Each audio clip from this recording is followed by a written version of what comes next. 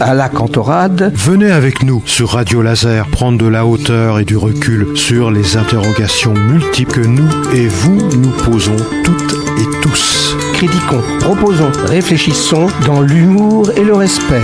Explorez pendant un mois, chaque semaine, un sujet pertinent avec toujours un invité expert. Bonjour à toutes et à tous sur Radio Laser à la Cantorade avec l'UTL. Nous accueillons le conférencier de l'UTL d'aujourd'hui, Olivier Macot. Bonjour Olivier. Bonjour.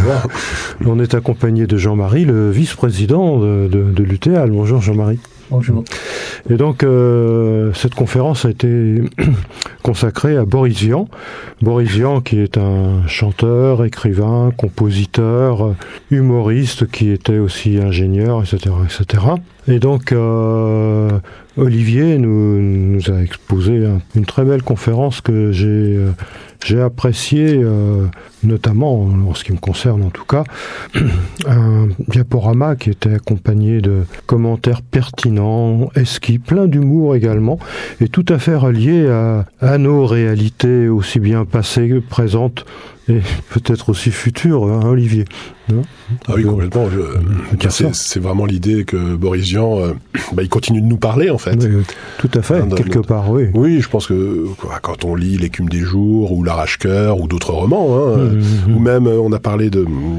J'irai cracher sur vos tombes, qu'il avait publié sous le pseudonyme de Vernon Sullivan, qui a fait scandale. Tout à fait, oui. Qui est a priori un pastiche de roman noir. Bien sûr. Il a su dire quelque chose aussi de la situation des États-Unis, et qui continue d'être très pertinente, quoi. C'était quelqu'un de très brillant, qui avait beaucoup d'humour, un grand intellectuel finalement. Oui, c'est un grand intellectuel, et c'est aussi il y a aussi cet aspect chez lui très ludique. C'est un amuseur, il y a un côté fantaisiste, il y a une façon aussi de toujours de remettre en question toutes les possibilités du langage, d'être aussi dans à quelque chose de subversif, mais sans jamais se prendre au sérieux. Je crois que c'est ça qui est... Être sérieux sans se prendre au sérieux, c'est ça. C'est ça, c'est-à-dire qu'il prend tout au tragique et rien au sérieux, en fait. Oui, tout à fait. C'est ça qui, à mon avis, le change de certains de ses contemporains, en fait. En tout cas, le démarque d'eux.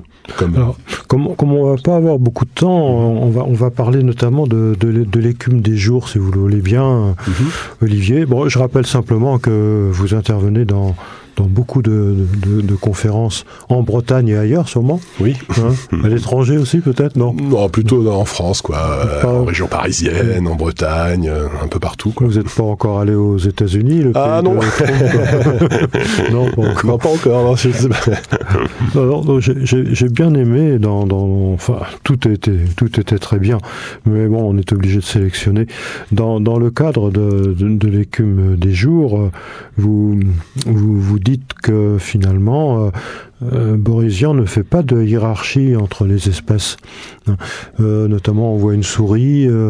Vous avez d'autres éléments peut-être à nous Oui, enfin l'idée c'est chez Boris Vian, c'est que au fond. Dans sa vision de l'humanité, qui est une vision quand même assez désespérante, il faut bien le dire. Oui. Le monde qu'il décrit est extrêmement violent, mais il n'établit pas de hiérarchie entre les différentes créatures qui constituent ce monde. C'est là où je disais qu'effectivement, il n'est pas dans la vision métaphysique traditionnelle, qui fait avec Dieu, puis l'homme, puis le reste des créatures qui seraient là pour avaliser d'une certaine manière ce schéma un peu pyramidal. Et donc chez lui, il y a une sorte de vision presque égalisé comme ça du monde, et donc une souris à moustache noire a autant d'importance que Colin, le héros, et même c'est presque la conscience du roman. Boris Vian était plutôt agnostique ou strictement athée ou... on a des éléments là-dessus. Bon, il faudrait préciser. Il faudrait vraiment. C'est biographe peut-être. Oui, il faudrait se replonger peut-être plus. Mais il me semble en tout cas qu'il est athée. Mais je pense que j'ai lu à un moment donné ce passage où Colin discute avec le Christ, qui est magnifique, très beau. Vous nous l'avez lu d'ailleurs. Oui, c'est vraiment c'est un magnifique passage. On sent quand même. On sent des choses. On sent des choses, quoi. Jean-Marie, oui. Ouais, c'est vraiment là sur ce Dieu qui ne répond pas en fait. Non, qui s'endort. Pire. C'est même pas Dieu qui ne répond pas, c'est Dieu qui s'endort sur sa croix. Et pourtant il respire. Voilà. Et il bâille même. Il bâille même aussi. À un moment donné. Pas mal. Je pense qu'il avait des connaissances quand même beaucoup sur la religion. Bien sûr. Oui, non, il n'a pas l'air comme ça, mais il est très cultivé. Bien sûr. Une véritable érudition. Il y a aussi des petits focus en quelque sorte sur le travail, sur l'argent. Et même sur la barbarie aussi. Alors, par exemple, sur le travail.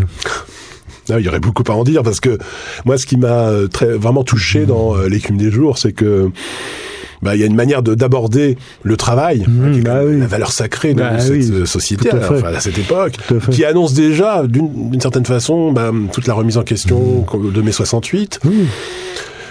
Qui reprend aussi le leitmotiv des surréalistes, ne travaillez jamais, vous voyez, qui tout à fait d'actualité aussi, de Guy Debord aussi, donc il y a cette idée vraiment du refus du travail, parce que tout simplement c'est le meilleur moyen d'être aliéné, quoi, d'une certaine façon. Aussi sur l'argent, l'argent ne fait pas le bonheur, quoi. Oui, mais il en faut. C'est ce qui est montré dans L'écume des jours. C'est-à-dire que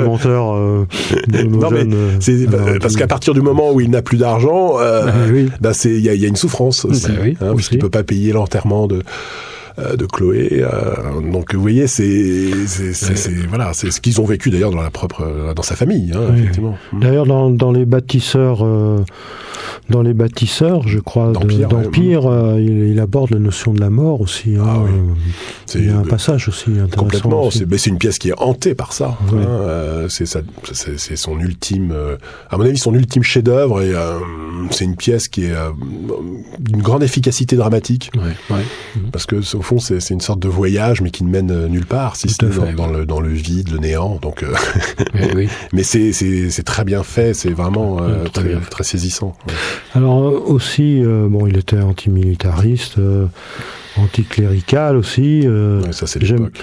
J'aime bien sa citation, ni militaire, ni prêtre, car mon rêve a toujours été de mourir sans intermédiaire. C'est joli, ça. C'est très beau. Il a écrit ça sur la fin de sa vie. Oui, c'est ce souhait, quelque part, il a été réalisé aussi, d'une certaine façon, avec la grève des pompes funèbres le jour de son enterrement. Ça ne s'invente pas, c'est vraiment extraordinaire. Ils l'ont fait exprès, c'est pas possible. Oui, non, mais c'est... C'était à Ville d'Avray, c'est ça. À Ville d'Avray, là où il est né aussi. Là où il est né aussi, donc il est enterré là, et on se croirait sorti d'une scène de L'écume des jours, d'une certaine façon. Tout à fait. Il y a aussi un passage aussi intéressant, encore une fois, tout est intéressant, mais sur la barbarie. La barbarie, finalement, les bourreaux et ceux qui subissent également, c'est de tout temps, ça. On le revit encore actuellement, on l'a vécu, etc. C'est très pertinent.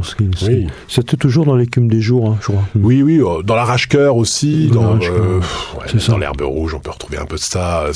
C'est vraiment, il y a derrière cette apparence là de légèreté, de fantaisie, qui est due aussi, je dirais, à ce langage qui est le sien, très, très poétique, mais derrière ça, il y a quand même toujours cette profonde cruauté, et qui montre un univers qui est profondément marqué par la barbarie, c'est-à-dire la manière dont s'exerce le mal aussi.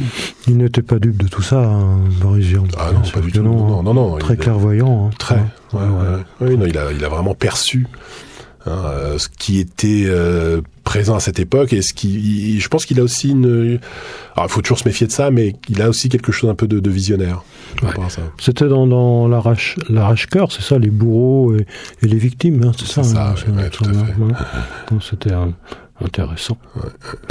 Sur Dieu aussi, vous nous avez cité le dialogue avec le curé. Vous pouvez nous rappeler ça? Oui, c'est dans l'Arrache-Cœur, il y a un curé qui prône au fond un dieu de luxe. Voilà, c'était le terme de Boris Vian, le dieu de luxe. Un dieu de luxe. Tout à fait. Et il faut arrêter de demander à Dieu sans cesse par des prières, par des injonctions diverses et variées, tout ce qu'on. Donc il faut un dieu de luxe totalement inutile. Bon, là évidemment il se se moque. Bien sûr, mais très subtilement. Oui, très subtilement. Donc, et ce qui est très étonnant, c'est que ce curé s'exprime comme un publicitaire, en fait. En fait, il vend une marque, quoi. Voilà. Oui, tout à fait. Il vend tout à fait une marque. on peut dire ça, quoi. Alors, il ne faut pas oublier également que Boris Vian a écrit beaucoup de chansons. 500 oui, près de 500 chansons. C'est énorme. Beaucoup d'interprètes multiples, Serge Reggiani. C'est ça continue encore aujourd'hui. Ça continue. Mais parce que je pense que la manière... Juliette aussi, je crois. Oui, on a passé un extrait là pendant la conférence. Sympa aussi. De Juliette. La paire de claques. Voilà, c'est ça, bonne paire de claques. Juliette avec son humour, Juliette, sa présence, elle a un peu retravaillé la chanson d'ailleurs, mais elle le fait de manière remarquable. Bon, bien sûr, Brassens, Mouloudji, Reggiani, Serge Gainsbourg, Reggiani aussi, superbe. C'est Monsieur le Président, la lettre. Et puis il y a d'autres... qu'il a su vraiment, il a su porter l'univers de Vian. Je crois que c'est Magali Noël aussi. Enfin bon, on pourrait en citer. Enfin, il y aurait tellement de choses à dire. Quand vous reviendrez, je crois, l'année prochaine, on aura l'occasion, on essaiera de faire plus de temps quand même. Oui, on essaiera de trouver un moment un peu plus long. Alors, des fois, peut-être que vous allez avoir le temps, c'est-à-dire très peu de temps, on demande à nos invités de laisser un petit message pour nos auditrices et nos auditeurs par rapport à Boris Vian, ou ce que vous souhaitez éventuellement. Est-ce que vous auriez quelque chose en tête à dire à nos jeunes auditeurs et nos moins jeunes, ici dans la région de Guichen, dans ce pays des vallons de Vilaine? Boris Vian, c'est un auteur qu'il faut continuer de lire. Parce que c'est un auteur du passé, mais ce qui est beau avec ces auteurs, c'est qu'ils traversent le temps. Oui, tout à fait. Mais c'est ça, c'est-à-dire que la littérature, elle a cette possibilité extraordinaire, au fond, de traverser les âges. Et qu'un auteur qui est mort là en 1959 peut continuer. 39 ans, 39 ans, d'une crise cardiaque, peut continuer à travers le temps de nous parler, en fait. C'est ça. Oui, les messages sont encore actuels. Moi, je trouve. Tout à fait. Que ce soit dans Les Bâtisseurs d'Empire, dans L'écume des jours, dans ses chansons, il y a toujours quelque chose qui fait écho. Donc, chères auditrices et auditeurs, allez chez le libraire et consultez ce qu'a fait Boris Vian. On vous souhaite à tous et à toutes un très très bon week-end. Merci Olivier. Merci Jean-Marie, et en tous les cas, merci pour cette belle conférence. On vous souhaite à toutes et à tous un très très bon week-end. Au revoir. Merci. Prenez soin de vous. Au revoir.